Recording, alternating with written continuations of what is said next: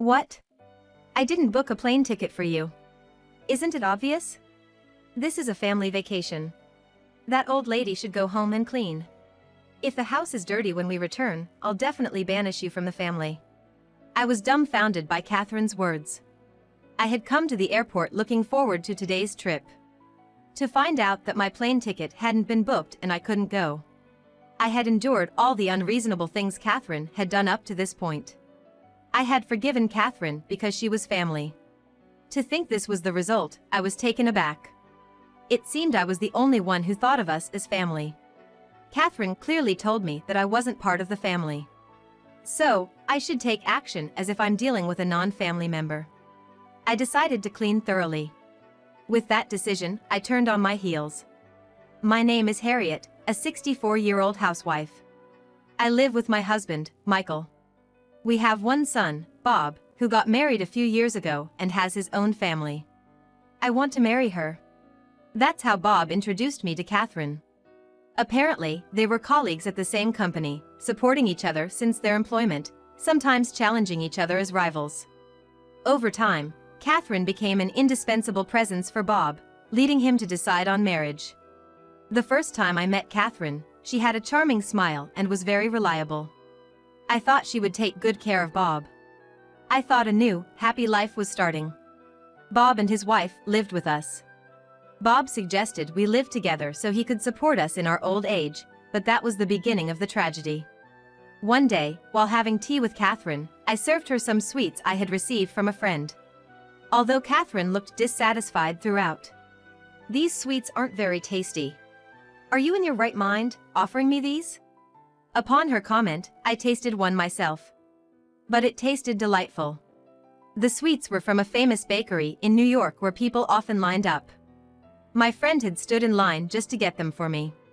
I was sure they were delicious. If you didn't like it, I'm sorry. But these sweets are from a popular place in New York. My friend queued to get these.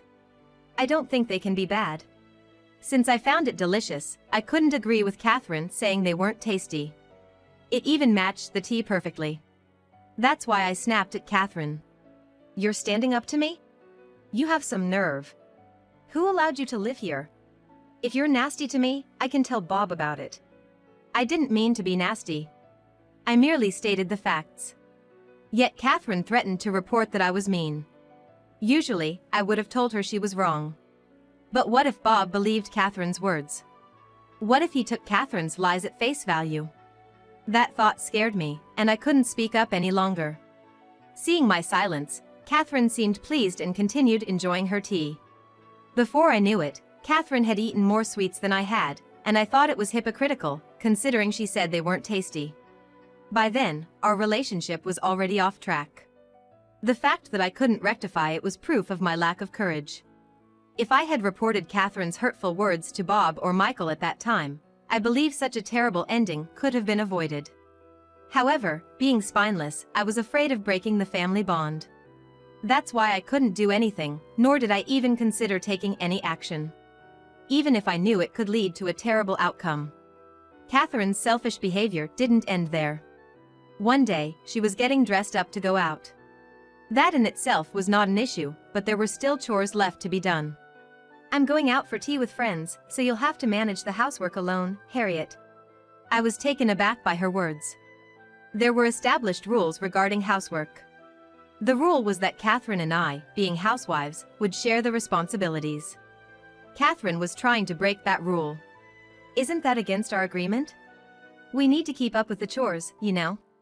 When I confronted her, Catherine puffed up her cheeks in annoyance and retorted.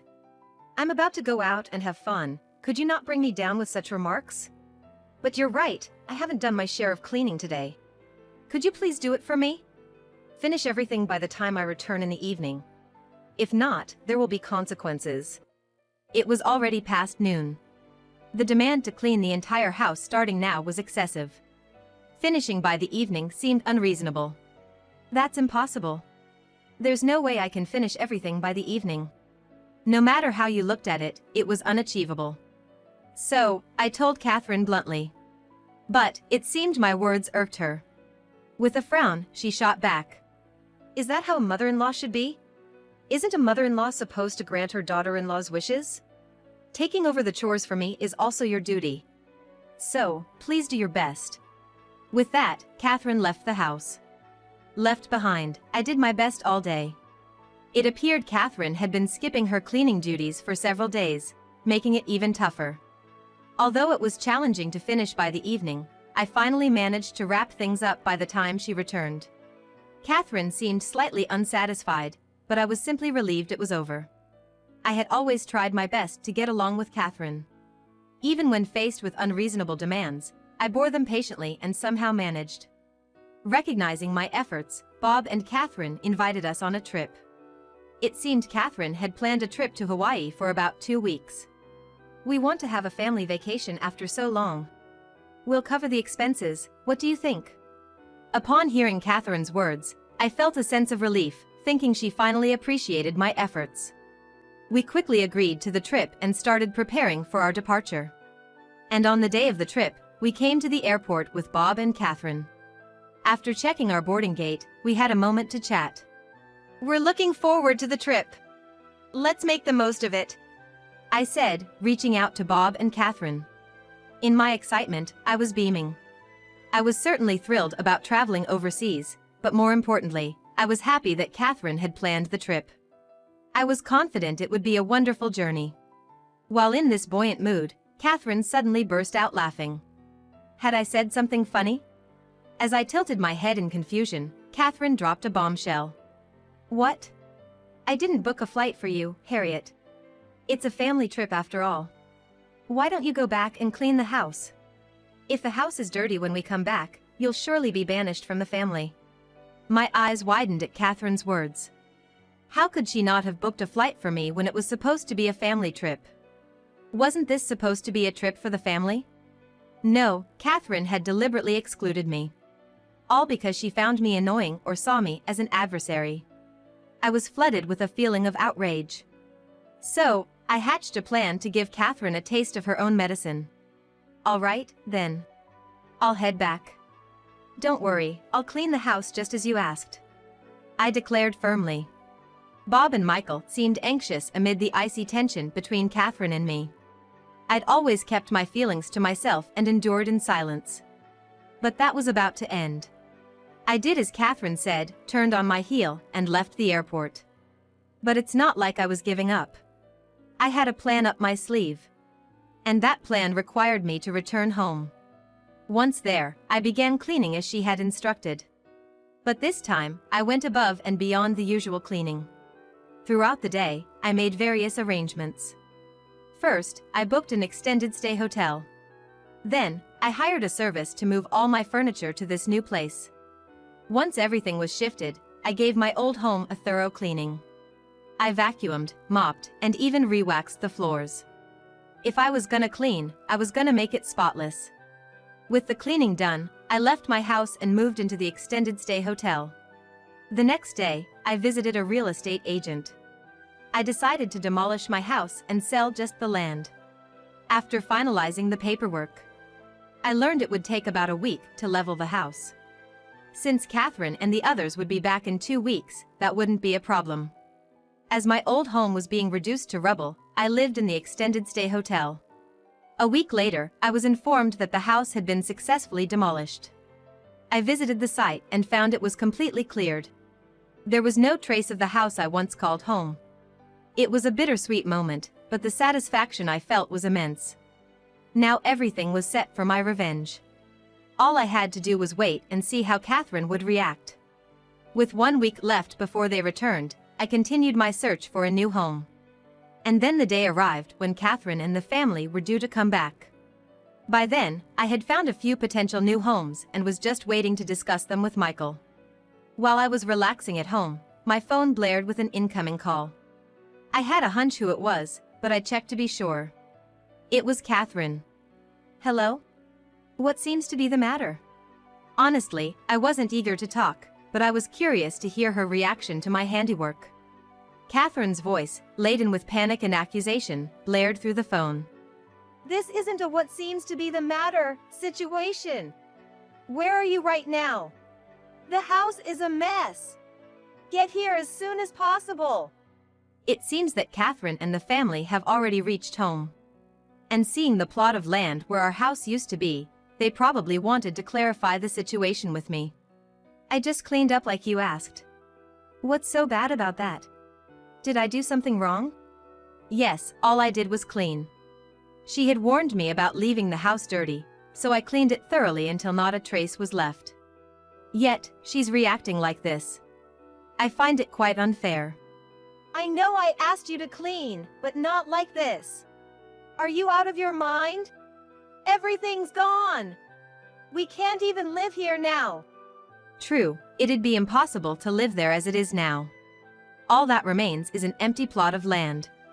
And that land is already listed with the realtor, so it's not even ours anymore.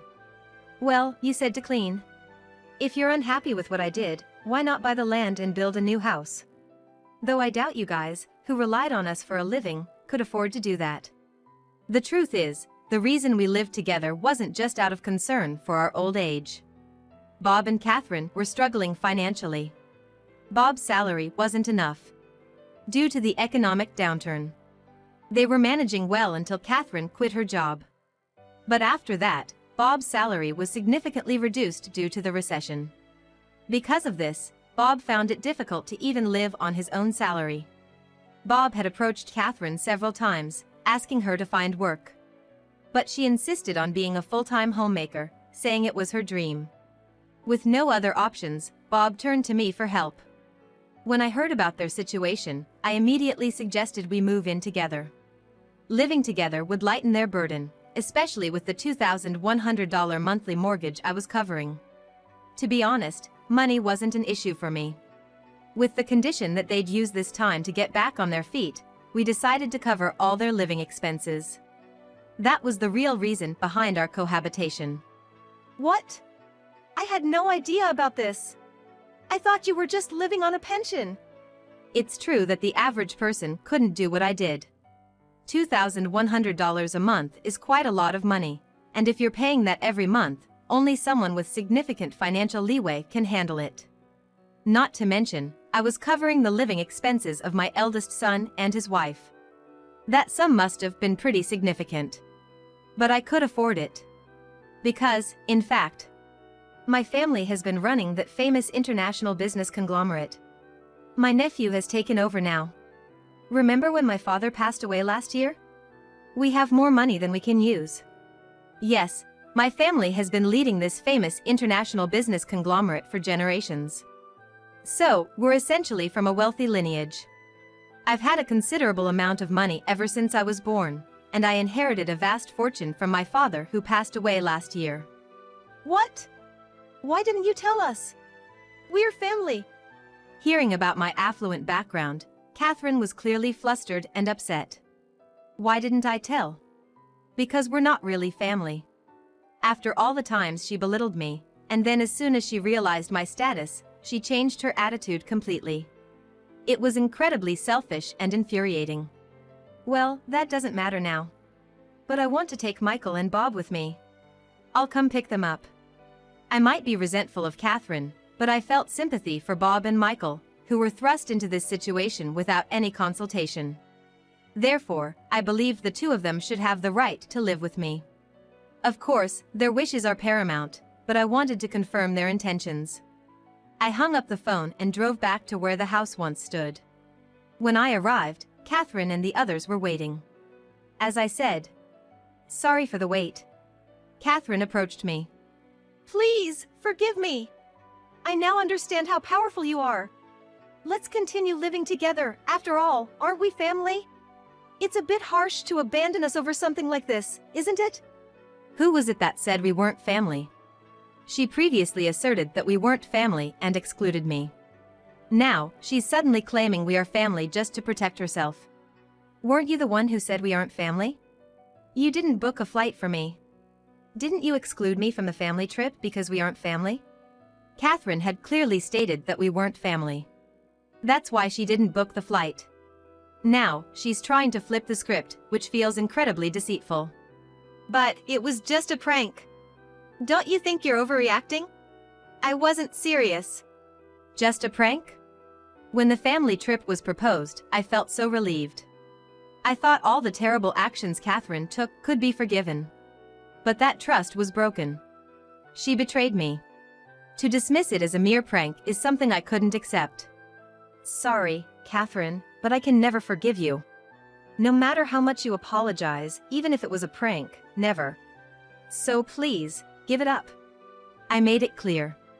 I really can't take it anymore. Up until now, I've tried so hard to consider Catherine as family. Even when household chores were pushed onto me, I justified it because we were family. Even when complaints were made about things I did, I tried to stay positive, thinking she was just trying to connect. But after all my efforts, Catherine betrayed me terribly.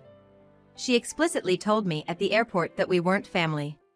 No matter how hard I tried, it was all in vain. No matter how much I wanted to accept Catherine as family, she never recognized me as such. It was a painful reality. A fact I wanted to turn away from. Yet, I couldn't run from it. My heart felt like it was screaming from the pain. I've done my best up until now, trying to live together, hand in hand, as a family. I tried to accept Catherine. But I can't do it anymore.